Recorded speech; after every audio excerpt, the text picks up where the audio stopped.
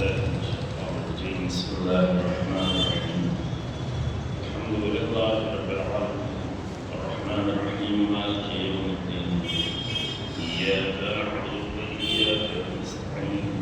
اهدنا الصراط المستقيم صراط الذين أنعمت عليهم غير المغضوب عليهم ولا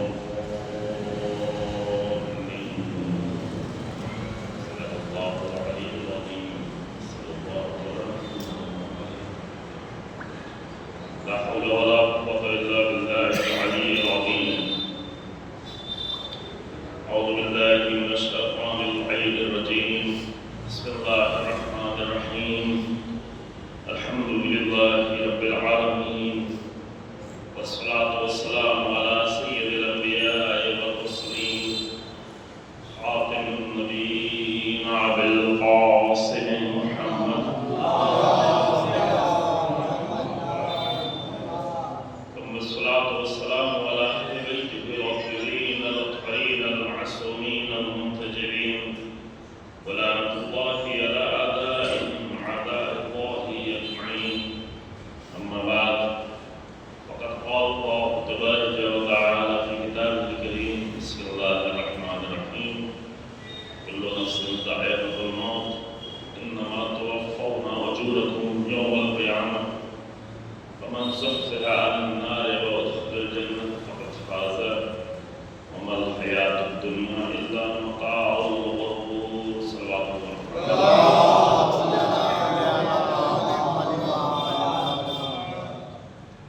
قرآن مجید کی سورہ آل عمران کی آیت جو آپ کی خدمت میں پیش کی گئی 185 نمبر کی آیت ہے.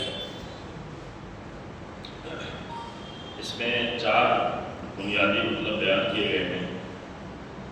میں جلدی ان 4 مطالب کے ترجمے کے ساتھ اشارہ کرتے ہوئے ایک دو مطلب اور بھی مجھے آپ کی خدمت میں عرض کرنا ہے انشاءاللہ تعالی.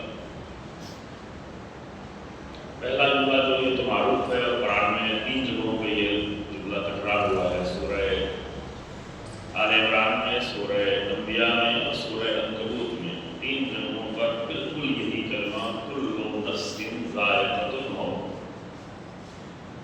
ہر نفس مزہ چکھنے والا ہے موت کا. ہر نفس ذائق ذوق اور ذائقے سے ہے.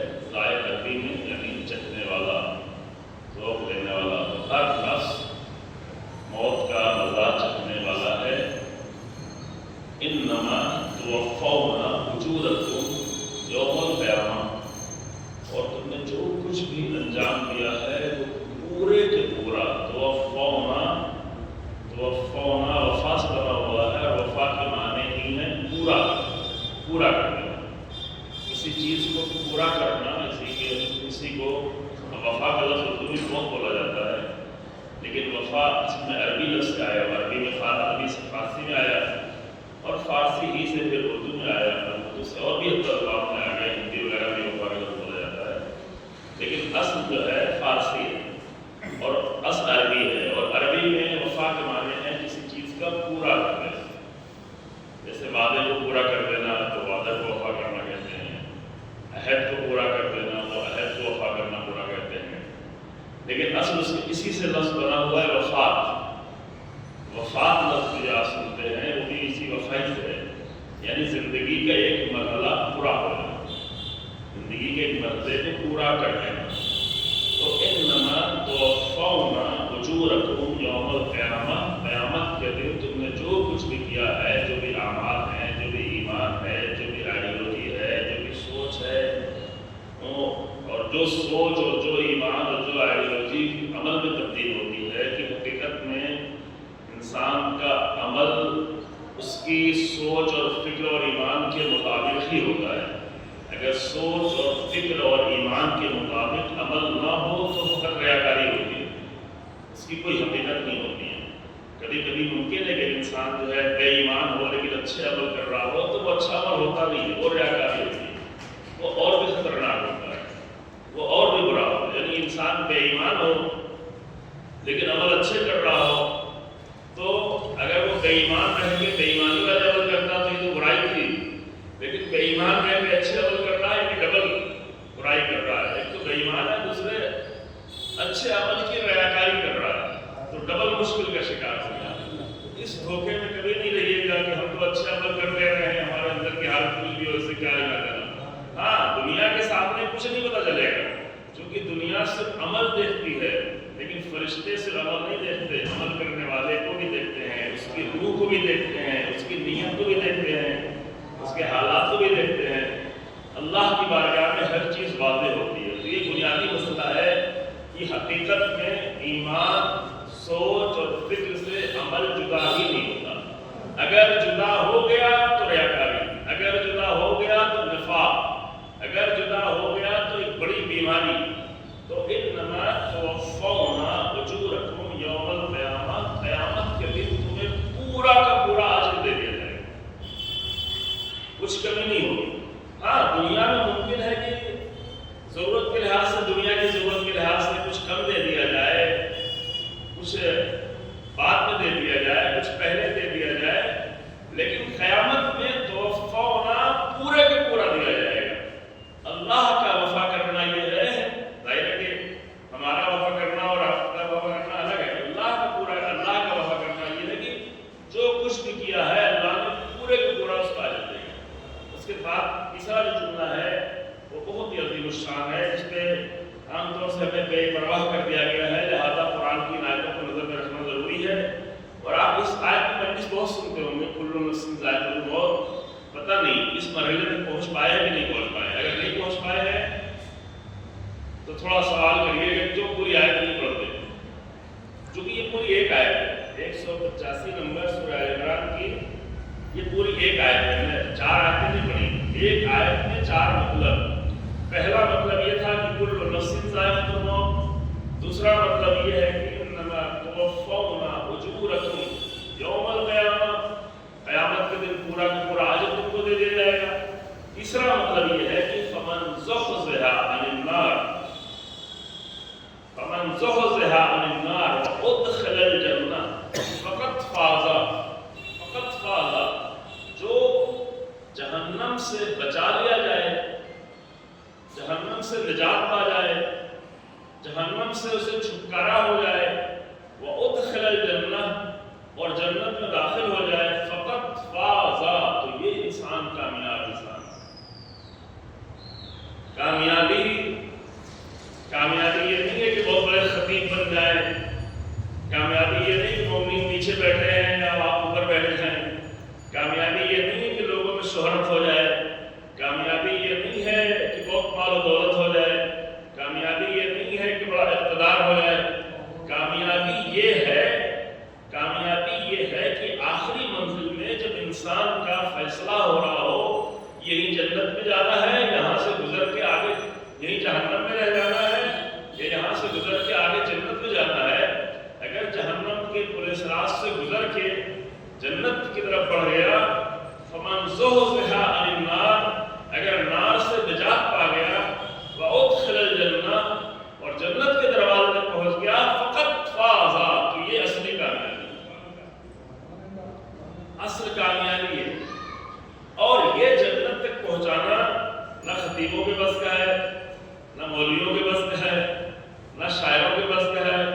یہ نہیں ممکن ہے کہ ہمارے وعدوں پہ خوش ہو کے آپ یہ سمجھ لیں کہ جنت تو ہو گئی۔ میں مشکل میں بھی آنا چاہتا، لیکن ایسے افراد، جنت کا مسئلہ تو الگ ہے، ایسے افراد کی جن کے اعمال اور ایمان بہت عظیم منزلوں میں تھے، لیکن پھر بھی کچھ مشکلات تھیں جس کی بنیاد پہ مرنے کے بعد اس کا مزہ ان کو چکھنا پڑا۔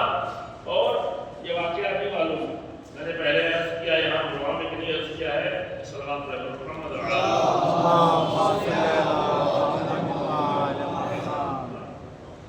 کہ سعد بن معاذ کی جو ایسے درجے پہ تھے کہ جن کی بنیاد پر آدھا مدینہ تقریباً مسلمان ہوا، جو مکے کے اسلام سے کچھ آگے بڑھنے والا نہیں تھا، یہ بات اشارہ کیا جا چکا ہے۔ 53 سال کی عمر تک رسول اللہ صلی اللہ علیہ وآلہ مکے میں رہے، لیکن 5300 مسلمان بھی نہیں ہوئے، 5000 بھی نہیں ہوئے، 4000 بھی نہیں ہوئے، 2000 1000 بھی نہیں ہوئے، 300 سے کچھ آس پاس مسلمان ہوئے۔ مسلمان کب ہوئے، اسلام کب پڑھا، اسلام کا پرچم کب لہرایا؟ پرچم کے طور پر مدینے میں تو مشکل سے نام لیا جاتا تھا، نام لینے والے جو کمزور اور غریب تھے ان کو ایتھوپیا بھیج دیا گیا کیونکہ مدینے میں ان پر ظلم ہو رہا ہوتا تھا۔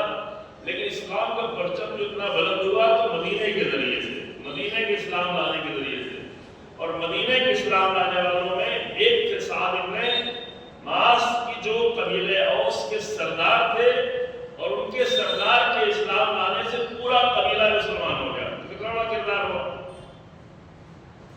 ایسا انسان جو جنگوں میں رسول اللہ کے ساتھ شریک رہا، جو حامی رہا، جو جنگ خندق میں جہاں پہ شہادتیں عام طور سے نہیں ہوئی تھی، 2-3 لوگ شہید ہوئے تھے، وہ بھی دور دور کے حملے سے، اس میں ایک جناب سعد بن معاذ تھے جن کے گلے میں تیر لگا، خندق کے اس پار سے تیر مارا گیا اور گلے میں آ کے تیر لگا۔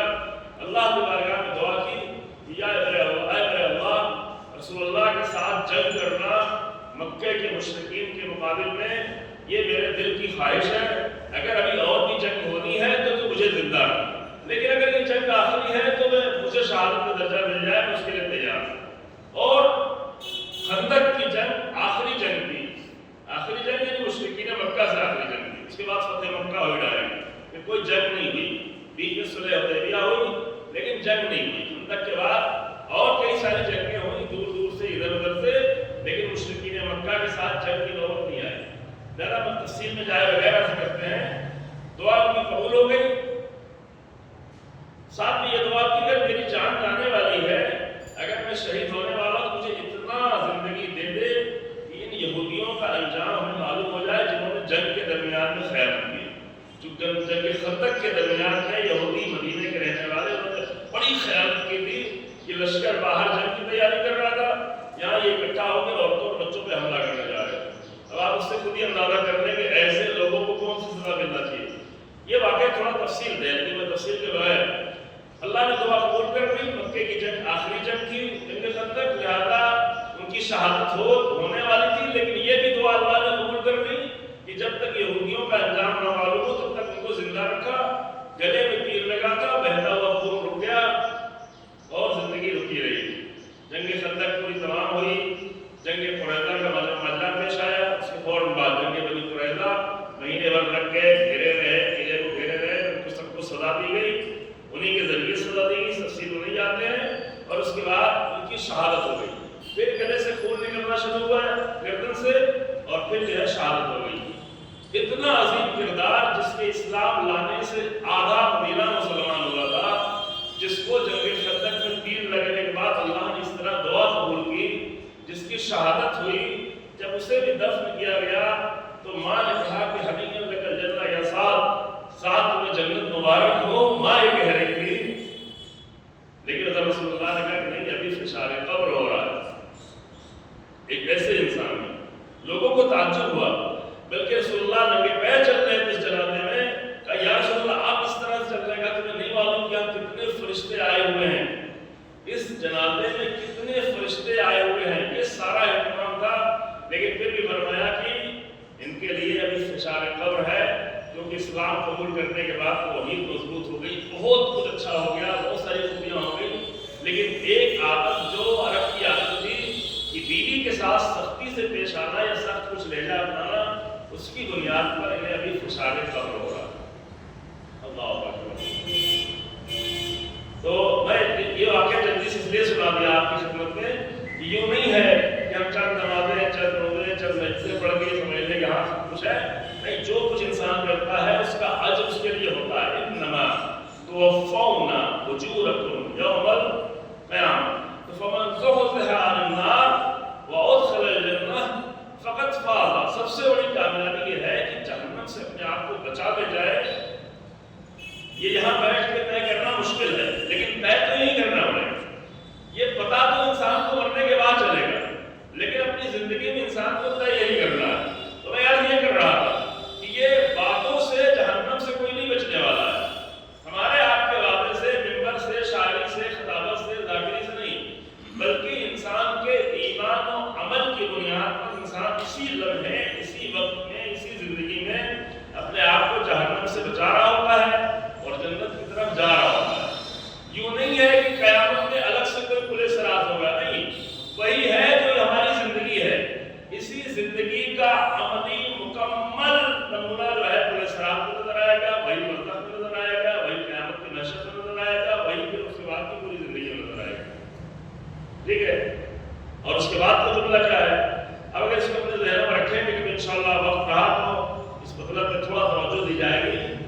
اتنا کہہ کے آگے بڑھنا چاہتا ہوں کہ اتنی آسانی سے یہ نہ سمجھ لے کہ شیعہ گھر میں پیدا ہو گئے، مومن گھر میں پیدا ہو گئے تو جنت تو ہو گئی نا، ایسا کچھ قانون نہیں ہے۔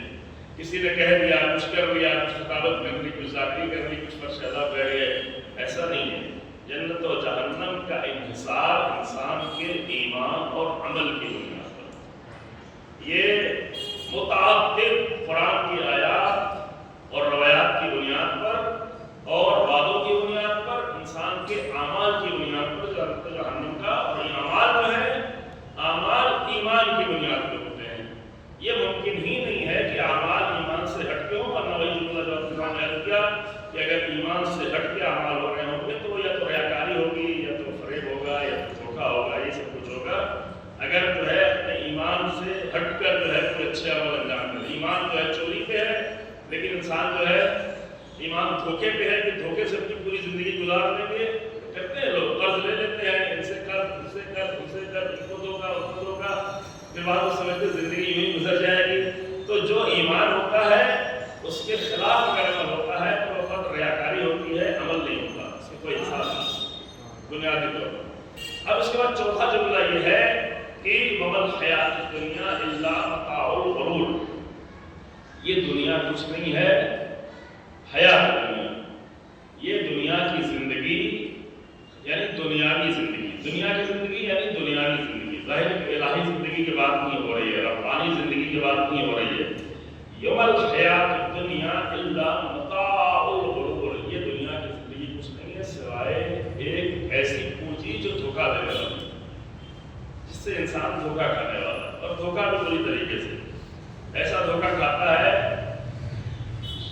حافظ شیرازی نے جس دنیا کی جو تعبیر کی بڑی خوبصورت تعبیر ہے، یہ دنیا ایک ایسی بڑھیا ہے، ایک ایسی بڑھیا ہے کہ ہر ایک کے پاس دلہن بن کے جاتی ہے، اور دلہن بھی کیسی، دلہن تو خوبصورت ہوتی ہے، ایسی خوبصورت دلہن بن کے جاتی ہے کہ دھوکہ سب کو دے لیتی ہے، لیکن ہے یہ بڑھیا، اس بڑھیا کے چکر میں لوگ دھوکہ کھا جاتے ہیں۔ دادا انہوں نے نصیحت کی کہ مجو درست دیا ہے از جہان سست نہاد، کہ ان عجوزہ عروس ہزار دامادت، دیکھو اس دنیا سے دوستی نہ جوڑو کیونکہ یہ ایسی بڑھیا ہے جو ہزاروں دلہا کی دلہن بن چکی ہے، لیکن سب کو دھوکہ دیا، دھوکے دینے کے لیے۔ تو لیکن دنیا سے مراد کام نہیں ہے، دنیا سے مراد محنت نہیں ہے، دنیا سے مراد کوشش نہیں ہے، دنیا سے مراد پیسہ کمانا نہیں ہے، دنیا سے مراد پیسہ کمانے کے لیے کوشش کرنا نہیں ہے، لیکن ہاں دنیا یہ ہے کہ جب انسان یہی زندگی کے اعمال انجام دے رہا ہو لیکن اس کی نیت پست ہو، اس کی سوچ پست ہو، اس کا ایمان نہ ہو، یہ دنیا ہو جاتی ہے، اسی کو پستی کہتے ہیں۔ تو اس آیت کے پورا ہو جانے کے بعد ترجمے کی حد تک اب جو مطلب ہے، ایک مرحومہ کے سال سوال کی مجلس ہے، جوان بچی تھی، بتایا 25 سال کی عمر تھی، اس دنیا سے گزر گئی، باپ کا غم بہت زیادہ تھا، شدید باپ کا غم تھا، اور باپ کے غم میں پھر ایک اور بھی بڑا غم شامل ہو گیا تھا۔ اب یہ انسان کے اپنے حالات کے اعتبار سے ہے، لیکن ممکن ہے بعض لوگوں کے لیے اتنا بڑا غم نہ ہو، لیکن جو جانتے ہیں ان کے لیے بڑا غم ہے کہ ہمیں ایک مومن کے لیے اپنے باپ سے زیادہ بڑا غم اپنے رہبر کا غم ہوتا ہے، ایک ایسا انسان جس نے تاریخ میں اتنا اثر کیا ہے۔ ظاہر ہے کہ انبیاء کی بات تو کہیں زیادہ عظیم ہے، انسان سمجھ ہی نہیں سکتا، ائمہ کی بات تو کہیں زیادہ عظیم، ہمارے ماں باپ کتنے بھی عظیم ہوں لیکن ہمارے امام، ہمارا نبی، ان کا مقام کہیں زیادہ بلند ہے، لیکن چونکہ اسی مشن کو اگر ایک رہبر، ایک فقیر لے کے آگے بڑھ رہا ہو تو ہمارے ماں باپ سے زیادہ اس کی ویلیو ہو جاتی ہے، اس کا درد بھی ہوتا ہے۔ اور میں نے دیکھا ہے کہ ایسے لوگ جو اپنے ماں باپ کے غم میں شاید ایک آنسو بہا کے خاموش ہو گئے ہوں، وہ مہینوں تک، مہینے 2 مہینے گزرنے کے بعد آج بھی رہبر کی یاد ضرور ہوتے ہوئے یہ ہوا ہے، آج بھی تنہائیوں میں رو رہے ہوتے ہیں، آج بھی اپنے باپ کی یاد آتی ہے تو نہیں رونا آتا، لیکن جب رہبر کی ویڈیو آتی ہے، ایک عمل سامنے آتا ہے تو آج بھی آنکھوں سے آنسو نکل جاتا ہے۔ تو یہ بچی جو ہے یہی کہتے ہیں کہ آخری دنوں میں میرا باپ بھی نہیں رہا، میرے رہبر بھی نہیں رہے، یہ بہت بڑی بات تھی۔ اور عشق حسین ابن علی اس طرح کی وہ زیارت کی آرزو تھی، اور ہمیشہ زیارت عاشورہ سے رابطہ اور گہرا رابطہ، اور یہ کہ حسین ابن علی کے غم میں جو آنسو بہیں اسے ہم محفوظ رکھیں۔ چیزیں ہیں. کچھ آنسو کو محفوظ، رومال کو گندا نہیں ہونے دینا، آنسو کے لیے الگ رومال رکھنا، اس آنسو والے رومال کو اپنے پاس محفوظ رکھنا کہ یہ میری قبر میں میرا انتظام کر دینا، میری قبر میں دے دینا. یہ بہت بڑی سوچ ہے جی، تو واقعی عظیم سوچ ہے.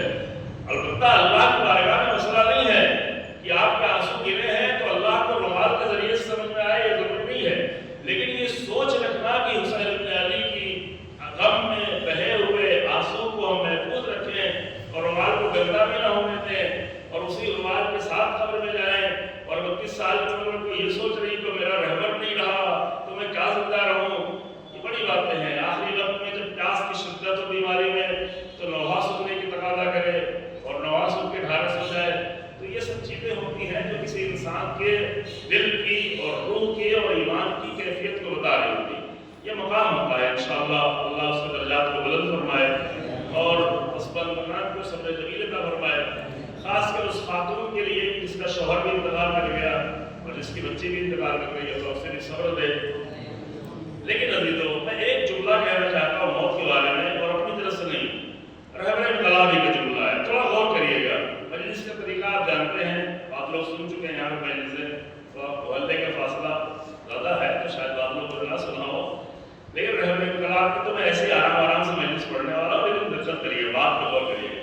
رہبر انقلاب نے ایک مثال دی ہے موت کے لیے، اور اس سے بھی آپ سمجھیں انہی کی زبان سے. شاید کسی نے دیکھا بھی ہو یہ ویڈیو جو فارسی میں ہے، شاید آپ سب لوگوں نے نہیں دیکھا ہو. کچھ چیزیں ہیں جو اس کا جو ہے ٹرانسلیٹ بھی ہو چکی ہیں یا اس کے جو ہے ٹائٹل آ جاتا ہے، سمجھ میں آ جاتا ہے. رہبر انقلاب نے بہت ہی خوبصورت مثال سے جملہ کو سمجھایا ہے. نہیں معلوم کہ سمجھا پاتے نہیں نکلا. فرمایا کہ برف جیسے برف دیکھا ہے، برف بیچنے والے ابھی ہیں محلوں میں نہیں، لیکن سب نے دیکھا ہوگا. پہلے سب کے گھر میں فریج نہیں ہوا کرتا تھا، خاص کر پڑاؤ میں تو فریج کے برف سے کام نہیں چلتا ہے. ابھی تو ٹھنڈے کولر مل جاتے ہیں، کوئی مسئلہ نہیں ہوتا ہے، بنا لیا جاتا ہے. لہٰذا پہلے جب کوئی قرآن ہوتا تھا یا گھر میں بھی ٹھنڈک بہت ہوتی تھی، ماہ رمضان کا مہینہ ہوتا تو شام میں لوگ جا کے برف خرید کے لاتے تھے تاکہ تھوڑا ٹھنڈا شربت بن جائے، ٹھنڈے پانی کا انتظام ہو جائے. وہ انسان جو برف بیچ رہا ہے اس کی کیفیت بتانا چاہتا ہے. یہ میری بات نہیں ہے، رہبر ہی بات. وہ انسان جو برف بیچتا ہے، 2-4 سلی برف کی لے کے آتا ہے اور اسے بیچ کے شام تک اس میں سے چند روپے کمانے ہیں جس سے اپنے گھر میں کچھ کھانا پہنچ جائے، بچے بھوکے نہ رہیں. برف کا بزنس وہی کرتا ہے جس کے پاس کیپٹل بہت کم ہو. یعنی وہ دکان نہیں کر سکتا، بڑا سرمایہ نہیں لگا سکتا، تو 2-4 سلی برف 200-400 روپے کی برف لا کے اسے بیچے گا. اس میں 500 روپے کی 5 سلی برف اگر بیچ دیا تو شاید اس کا 600 روپے مل جائے، 100 روپے کا فائدہ ہو جائے، 100 روپے میں اس کے شام کا کھانا ہو جائے یا 100 روپے ہو جائے. وہ اتنی ہوتا ہے. لیکن وہ انسان جو برف بیچتا ہے وہ کیا ہوتا ہے، اس کو فکر کیا ہوتی ہے؟ اس کی ساری فکر ہوتی ہے کہ جب میں برف خرید کے لایا ہوں تو یہ جلدی سے جلدی بک جائے. اسے ڈھک کے رکھتا ہے بورے وغیرہ سے، ٹاٹ وغیرہ سے، لو نہ لگے، تیزی سے نہ پگھلے. لیکن برف تو برف ہے. اب یہ آپ نہیں کہہ سکتے کہ اس کو پھر فریزر بڑا سے کیوں نہیں رکھ لینا چاہیے. بھائی جس کے پاس فریزر بڑا خریدنے کی توفیق ہو، برف کیوں بیچے گا؟ وہ کوئی اور بڑی دکان رکھ لے گا نا، تو وہ فریزر نہیں رکھتے، بس ایسے معمولی. لیکن اس کو جب تک وہ 2 گھنٹہ 3 گھنٹہ 4 گھنٹہ جتنی دیر اس نے برف کی دکان کھولی ہوئی ہے، اسے یہ فکر لگی ہوتی ہے کہ میری برف تو پگھل رہی ہے، کسٹمر آیا کہ نہیں آیا، برف کتنی بکی، اس کا پیسہ کتنا آیا، اصل پونجی کیپٹل ہمارا پلٹا کہ نہیں پلٹا. اور یہ برف پگھل کر نیچے گر کے نالی میں جا رہی ہے. برف کا پانی پگھل کر قطرہ قطرہ نالی میں بہتا چلا جا رہا ہے.